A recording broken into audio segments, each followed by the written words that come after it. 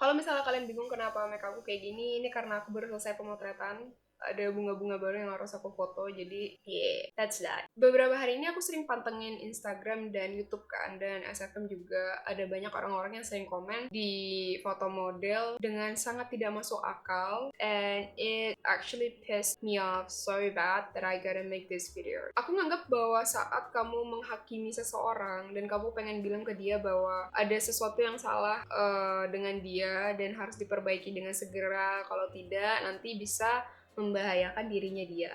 Itu kan kasusnya gitu kan. Kenapa kamu mau menghakimi dia? Kamu harus ada sesuatu hal yang bakal membahayakan dia atau membahayakan orang lain. Jadi saat ada urgensi, baru kalian bisa came up with something, right? Right. But the thing is, with our society nowadays, misalnya kayak ada satu orang dia berisi gitu, padahal nggak sampai obesitas, dia masih sangat sehat, masih berat badannya ideal, tapi kelihatannya memang tidak sesuai dengan body model Victoria's Secret or something like that. Because Victoria's Secret models are like legitly, that.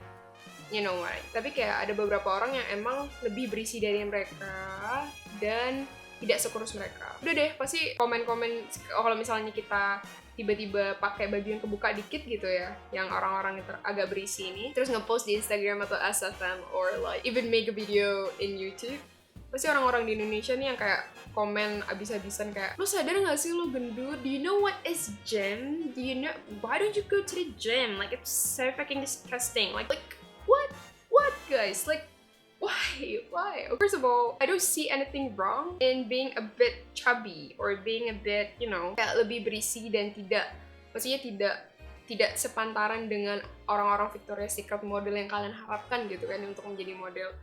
Ya, gak ada yang salah kan? Apakah itu merugikan diri orang lain? Enggak. Merugikan dia juga enggak. Dia masih ideal kok. Dia masih, walaupun dia mungkin agak berisi sedikit dan tidak sekurus apa yang kalian harapkan, tapi dia masih sehat. Jadi apa masalahnya? Gak ada kan? Berarti kalian tidak boleh menghakimi diri mereka.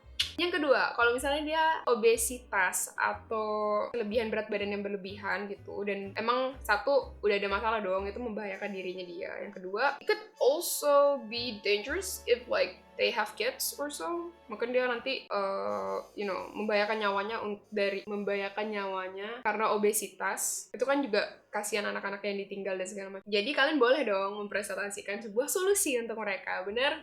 Tapi solusinya apakah disertai dengan kata-kata yang tidak sopan dan kata-kata yang menyakiti hati mereka? I mean, there are a couple of people. Emang ada beberapa orang-orang yang bisa bangkit untuk jadiin itu motivasi gitu ya. Tapi kebanyakan orang sih aku percaya juga pasti feel offended ya. Jadi kayak gimana ya, nggak bisa nerima itu sebagai sebagai suatu motivasi yang mereka bisa ambil gitu kan. Ada banyak orang yang kayak gitu dan malah bakal membuat mereka depresi atau stres atau yang lain-lain. Guna kalian menyampaikan kritik adalah untuk menyadarkan mereka atas masalah yang telah mereka perbuat, dan bagaimana cara menyelesaikannya, ya kan? Di satu sisi, kalau misalnya kalian tiba-tiba ngejudge mereka dan hanya bilang dengan lo jelek banget tau nggak? Atau nggak, lo gendut banget tau nggak? Apakah hal itu akan menyelesaikan masalah mereka atau menyadarkan mereka? Menyadarkan mungkin, tapi apakah itu akan membantu mereka menyelesaikan masalah mereka? Enggak kan? Sebuah kritik emang nggak harus secara langsung bisa membantu mereka untuk bangkit gitu ya. Tapi kritik yang baik, kalau menurut aku, akan disertai dengan solusi yang baik juga, dimana solusinya juga konkret ya. Jadi kayak explicitly